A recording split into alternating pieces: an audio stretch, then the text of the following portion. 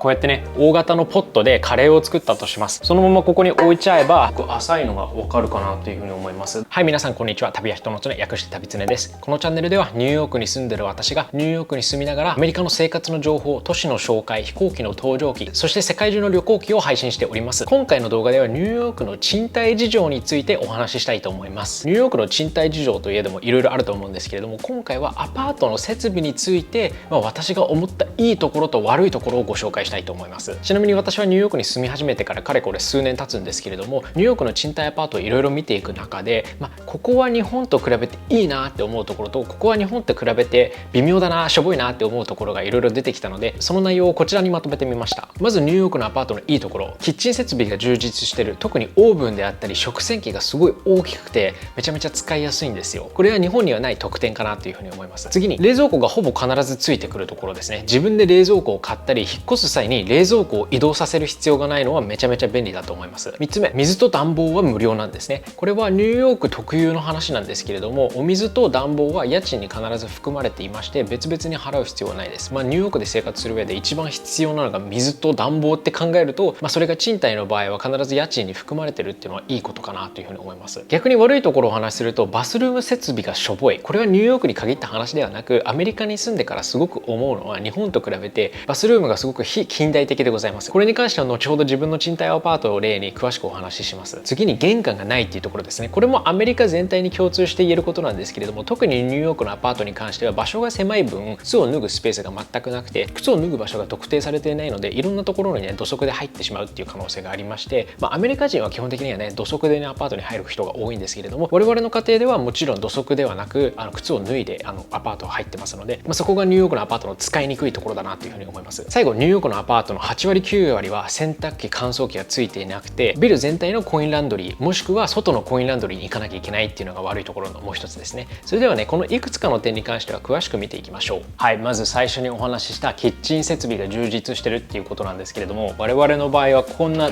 でっかいオーブンがついてまして、オーブンで料理をするっていうことを日本料理だとなかなかないんですけれども、アメリカだとね結局オーブンがすごく大きいので、いろんなねオーブンの料理をすることが多くなります。これめちゃめちゃ使いやすくて、これ大きさわかるかな、ちょっと映像だと伝わらないと思うんですけれども、もう私が丸々すっぽり入るくらいの大きいオーブンがついてまして、これで料理をするのがねすごく楽しくなります。私のアパートの場合はこういう大型のコンロなんですけれども、小さめのアパートでも結構コンロの設備に関しては充実してて、こういうセットのコンロががっぽり入ってることが多くて、これニューヨーク賃貸のいいところだなというふうに思います。日本だとね、例えばワンルームとかの賃貸を借りるとすんごいちっちゃいコンロしかなかったりとか、本当にねキッチンの場所がめちゃめちゃ限られてたりするんですけれども、ニューヨークの場合はいくら狭いアパートでもキッチンの場所がねちゃんと確保されてるっていうことが多いです。はい、キッチン設備でもう一つ私が大好きなのがこの食洗機でございます。超大型の食洗機でございまして、ニューヨークのアパート、そしてアメリカ全体で言えることなんですけれども、食洗機のテクノロジーっていうのはめちゃめちゃ進んでるんですよ。ご覧ください。このようにね引き出すとこうやって大きなトレイっていうんですかねがありまして、結構大型のものとかも置くことができちゃいます。なので例えばこうやってね大型のポットでカレーを作ったとします。そのままここに置いちゃえば、あとは食洗機が洗ってくれるし、食洗機のパワーっていうのもかなり強いので、基本的にはね注がなくてももうそのまま直で入れちゃって、あとはしまうだけで全部洗ってくれるんですね。でこの大きさと、使いやすさっていうのは日本にはなかなかないものでございまして、日本の賃貸っていうのは基本的には食洗機がついていないところが多いと思うんですよ。でもちろん新しいところに関しては結構ついてくるっていうところも多いと思うんですけれども、こんなに大型がついてくるっていうのはほとんどないと思います。仮に私のアパートと同じような平米数50から60平米ですね、東京でそのようなアパートを見つけたとしても、こんだけ大きい食洗機っていうのは基本的にはないかなというふうに思います。もちろん私も日本で食洗機を使ったことはあるんですけれども、場所が確保できないっていうのはもちろんわかるんですけれども、日本の食洗機っていうのは正直かなり使いにくいなというふうに感じてて、引き出しタイプが日本には多いと思うんですけれども、あれだとね上から入れなきゃいけなかったりするので、こうやって開けてトレイを出すタイプと比べると全然使いやすさが違うと思います。でそれは備え付けの食洗機だと思うんですけれども、買ってねキッチンのカウンターとかに置くタイプに関してはさらに使いにくいのと、どうしても小さいので1回に洗える皿の量だったりとか、大型のポットが洗えないとか、いろんなデメリットがあると思います。こうやって大型の食洗機がついてたり大型のオーブンがついてるっていうのは日本ではなかなか味わえない経験かなというふうに思います。もう一個ニューヨークの賃貸いいところは、このような大型の冷蔵庫が基本的にはアパートについてくることが多くて、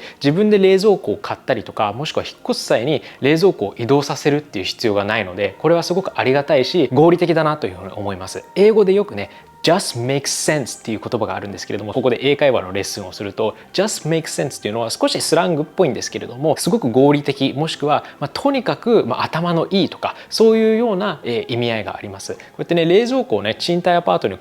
備え付けにするのは just makes sense だと私は思います。そして今度はニューヨーク、アメリカ全体の住宅設備の中で just doesn't make sense、 全然合理的ではないところをご紹介したいと思います。まずバスルームなんですけれども、私がアメリカで生活する上で一番嫌だなって思うことの一つがこのトイレの設備なんですけれども、アメリカのトイレってアメリカ全土どこ見てもタンク式のトイレしかなくて、日本みたいな電気のトイレもなければ、もちろんウォシュレットとかその他日本にあるような設備は一切ございません。これに関しては本当に謎で、アメリカ人ってなんでウォシュレットを使わないんだろうとか、アメリカ人ってなんで電気のトイレを使わないんだろうっていうのはね疑問で仕方ないんですね。誰か知ってる方いらっしゃったらコメント欄で教えてください。電気式のトイレに関しては一番の利点として節水ができるところでございます。これアメリカ全土で電気式のトイレ導入したらどれだけ節水できると思いますか？かなりだと思います。ウォシュレットに関しては個人の嗜好とかもあるので一概には言えないんですけれども、基本的にはねウォシュレットを使った方が衛生的って言われてますし、日本に関してはウォシュレットなんて20年前30年前から存在しているものですが、アメリカでは未だに見かけたことがほとんどありません。はい、バスルームに関してはトイレだけでなくバスタブもアメリカではね日本と比べて結構しょぼいことが多くて、まずバスタブすごく浅いです。でバスタブのシャワー設備については水圧を調整できないんですね。なので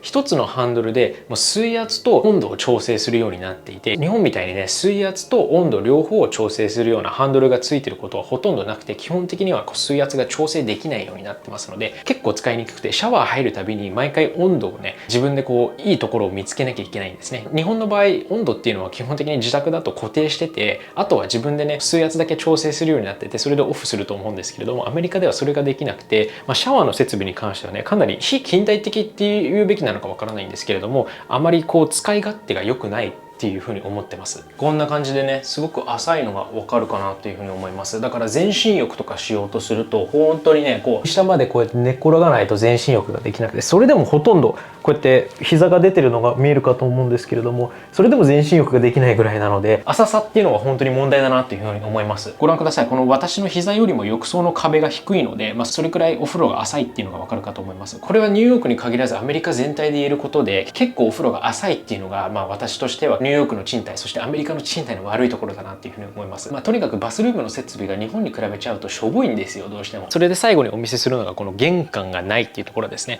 これが今も外に出るドアなんですけれども、入ったらすぐアパートになっていて、特に靴を脱がなきゃいけない場所っていうのがないので、アメリカ人はみんなこうやって土足で入ります。それがねちょっと私は嫌なところでございまして、この間ね友達を招待した時も必ず靴そこで脱いでって指示しないと脱いでくれないんですよ。それはね多分日本人の感覚からしたらびっくりかなっていうふうに思います。で靴を置く場所がなかなかないのは、我々の場合はねちゃんと靴置きを買ったので、そこにね靴を置くようにしてるんですけれども、見てみてください。ここに例えば靴を置いてみます。で誰かが帰ってきましたってなるとこうやって靴がね邪魔になっちゃうっていうのがね本当に私は好きじゃないので、これに関してはねすごい残念だなっていうふうに思ってます。この玄関がほぼないっていうことに関してはニューヨークに限らずアメリカ全体で、住宅の設計上言えることなんですけれども、アメリカでもね大きい家だと、フォーヤーって言って玄関に近いようなものがたまにありまして、日本の玄関みたいに段差があったりすることは少ないんですけれども、ちゃんと靴を脱ぐ場所であったり身支度する場所っていうのは確保されていることが多いんですね。ただニューヨークの賃貸に関して言うと、場所がね限られてるっていう観点から基本的にはねそういう玄関であったりフォーヤーがないところが多くて、結局靴を脱いだり置く場所に困るっていうことが多くなります。はい、皆さんいかがでしたでしょうか。ニューヨークの賃貸事情、正確に言うと住宅事情なんですけれども、住宅事情の中で私が好きな設備、いいところと悪いところをご紹介いたしました。まずご承知いただきたいのが、これはあくまでも私の個人の意見で、日本で生まれ育った私がニューヨークに住んでみていいなって思ったところと悪いなって思ったところをご紹介させていただいただけでございます。今回の動画に関して皆さんのコメントもしくはご質問どしどしお待ちしております。改めまして、この旅つねのチャンネルではアメリカに住んでいる私がアメリカの街の紹介、生活の紹介、飛行機の紹介、世界中の旅行記などを配信しております。この動画が面白いと思っていただけた方、もしくはチャンネルの内容にご興味がある方は、ぜひこれを機会にチャンネル登録のご検討、そして高評価ボタンのクリックよろしくお願いいたします。それでは次の動画まで。バイバイ。はい、皆さんこんにちは。はい皆さんこんにちは。はい皆さんとか、靴を脱ぐ場所が靴を脱ぐ場所がドキュメントに関してはできるだけ返信するようにして